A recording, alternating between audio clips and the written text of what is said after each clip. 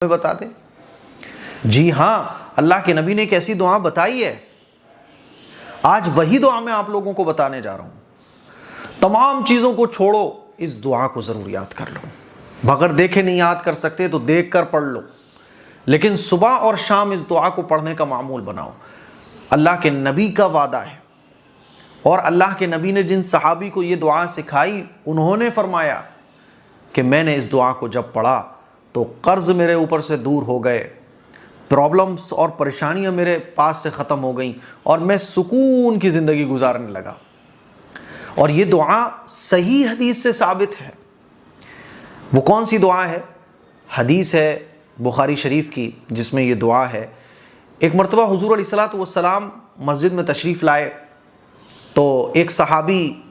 انصاری صحابی کو حضور علیہ الصلوۃ والسلام نے مسجد میں بیٹھا ہوا دیکھا، افسوس میں، غم میں وہ مسجد میں بیٹھے ہوئے ہیں۔ تو حضور ان کے پاس تشریف لے گئے اور کہنے لگے، ارے بھائی کیا بات ہے، مسجد میں تم بیٹھے ہو، نماز کا ٹائم بھی نہیں ہے، کوئی ذکر و اذکار اور قرآن شریف کی تعلیم کا بھی وقت نہیں ہے، کمانے کا وقت ہے، لوگ دنیا میں بزنس وغیرہ میں لگے ہوئے ہیں، تم مسجد میں بیٹھے ہوئے، کیا بات ہے، سب خیریت تو ہے؟ تو وہ کہنے لگے، یا رسول اللہ کیا بتاؤں، قرضے اتنے ہیں کہ ختم ہونے کا نام نہیں لیتے، سوچتا ہوں کیسے ان قرضوں کی ادائیگی ہوگی،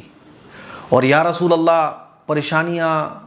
غم اتنے ہیں کہ وہ غم بھی ختم ہونے کا نام نہیں لیتے ہیں، کیا کروں، بہت پریشان ہوں۔ تو آپ علیہ الصلوۃ والسلام نے ارشاد فرمایا، پریشان مت ہو، میں کچھ کلمات تمہیں سکھا دیتا ہوں، ان کلمات کو صبح شام پڑھنا، تمہارے غم ختم ہو جائیں گے، ٹینشن پرابلمز ختم ہو جائیں گی، اینزائٹی وغیرہ سب سے چھٹی مل جائے گی تمہیں۔ تو حضور علیہ الصلوۃ والسلام نے ان کو وہ دعا سکھائی اور فرمایا کہ اس کو پڑھ لیا کرو، صبح شام تو ضرور پڑھو، باقی تمہاری مرضی ہے۔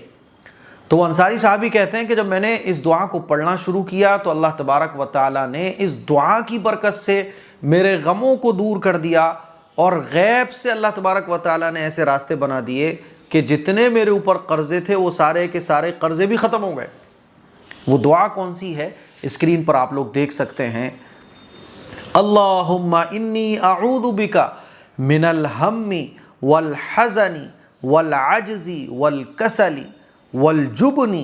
والبخل وضلع الدین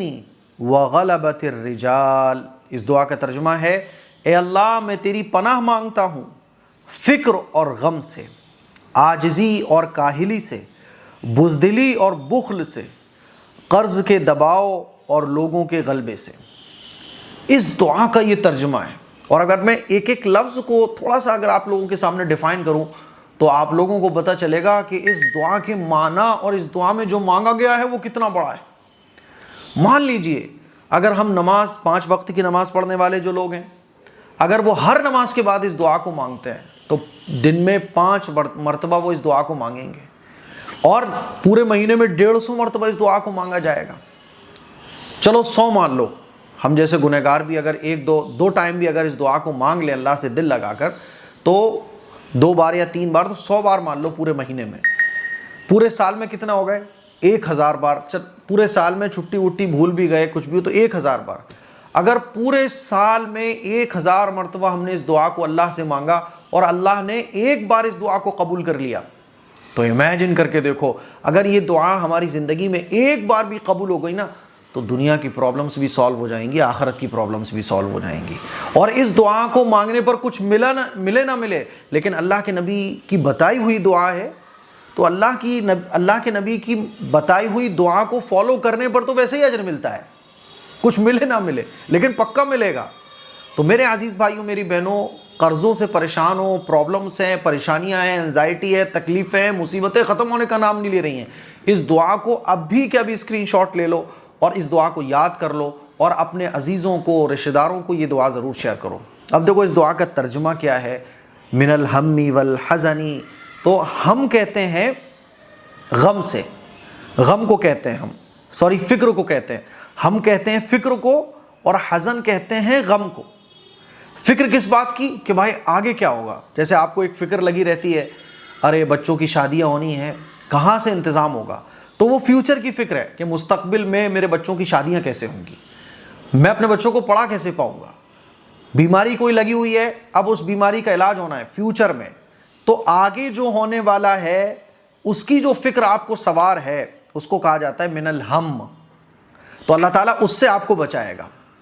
اور حزن کہتے ہیں غم سے، مان لیجئے آپ کے بچے کا انتقال ہو گیا، آپ کا کاروبار میں نقصان ہو گیا، یا آپ کو کوئی بڑی بیماری لگ گئی، تو وہ لگ چکی ہے نا، پاسٹ میں جو کچھ ہو چکا ہے اس کا غم آپ کو لگا ہوا ہے، تو اللہ تعالیٰ اس سے تمہیں محفوظ رکھے گا۔ والعجز، والعجز کہتے ہیں عاجزی سے، والکسل کہتے ہیں کاہلی سے۔ عاجزی سے مطلب، عاجزی کس کو کہتے ہیں؟ عاجزی کہتے ہیں کہ آپ نماز پڑھنا چاہتے لیکن نہیں پڑھ پاتے، آپ اچھے کام کرنا چاہتے ہیں لیکن نہیں کر پاتے، آپ صبح فجر میں اٹھنا چاہتے ہو لیکن نہیں اٹھ پاتے، آپ مسجد میں بیٹھے ہوئے ہو، کسی مولانا صاحب سے ملاقات کرنے کے لیے گئے لیکن نماز پڑھنے کا دل نہیں ہو رہا ہے۔ تو یہ جو روحانی امراض ہیں، یعنی روحانی بیماریاں، بغض، جلن، حسد، قرآن کی تلاوت آپ کرنا چاہتے ہو نہیں کر پاتے، اچھے کاموں کو آپ کرنا چاہتے ہو نہیں کر پاتے، تو آپ کے اندر وہ ایبلٹی پیدا ہوگی، وہ قابلیت پیدا ہوگی۔ اور کسل کس کو کہتے ہیں؟ کاہلی سے، یعنی آپ کوئی اچھا کام کرنا چاہتے ہو، کر بھی سکتے ہو، لیکن سستی اتنی بھری ہوئی ہے جسم کے اندر کہ روزانہ سوچتے ہو کہ کل سے کروں گا، پھر وہ کل آتی ہے، پھر سوچتے ہو کل سے کروں گا، اور وہ کل آج تک آ ہی نہیں پا رہی ہے۔ تو اس سے بھی اللہ تعالیٰ آپ کو بچائے گا۔ دیکھو کتنی گہری اور قیمتی باتیں اللہ کے نبی صلی اللہ علیہ وسلم کی دعا کے اندر ہیں۔ والجبنی، جبن کہتے ہیں بزدلی سے، بزدلی دنیا والوں کا خوف، یعنی اللہ کے علاوہ، اللہ کا خوف تو اتنا نہیں ہے، دنیا والوں کا خوف بہت ہے، گناہ کرتے وقت اللہ کا خیال نہیں آتا، لیکن ایک چھوٹا سا بچہ دیکھ لے تو ہاتھ پاؤں ہل جاتے ہیں، تو اس کو کہتے ہیں بزدلی سے۔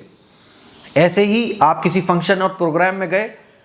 آپ نماز کا وقت ہو گیا، ویسے نماز پڑھتے ہو لیکن لوگوں کے سامنے نماز نہیں پڑھ پا رہے، کیونکہ وہ ایک بزدلی ہے۔ ایسے ہی سچ بولنے کی ہمت نہیں ہے آپ کے اندر،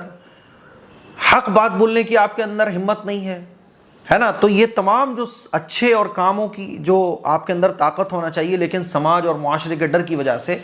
مان لیجیے نکاح ہے، نکاح آدھا ایمان ہے، اور نکاح سادگی کے ساتھ کرنے کا اللہ کے نبی نے حکم دیا ہے، لیکن آپ کے اندر ڈر ہے معاشرے اور سماج کا کہ بھائی رسم و رواج کو فالو کرنا پڑے گا، مجبوری ہے، تو یہ بزدلی۔ اور بخل کہتے ہیں کنجوسی، یعنی آپ زکوٰۃ آپ کے اوپر فرض ہے لیکن آپ زکوٰۃ نہیں دے پاتے ہو، مکمل طور پر زکوٰۃ نہیں نکالتے ہو، کیونکہ آپ کے اندر کنجوسی ہے، اللہ کی راہ میں آپ خرچ نہیں کرتے ہو، سوچتے ہو کروں گا لیکن مال کی محبت ہے، تو یہ بخل یہ بھی ختم ہوگا اس دعا سے۔ اور وضلع الدین، دین قرض کے دباؤ سے، قرض کا بعض دفعہ دباؤ ہوتا ہے، اتنا قرض کا دباؤ ہوتا ہے کہ لوگ ٹینشن میں، باقاعدہ لوگ، کتنے لوگ ایسے ہیں جو اپنی جان تک دے دیتے ہیں، تو قرض کے دباؤ سے بھی یہ دعا آپ کو محفوظ رکھے گی۔ وغلبۃ الرجال، اور لوگوں کے غلبے سے یعنی کوئی دوسرا آپ کے اوپر اتنا حاوی نہیں ہو پائے گا کہ آپ کی ایک پرسنل لائف ہی خراب ہو جائے۔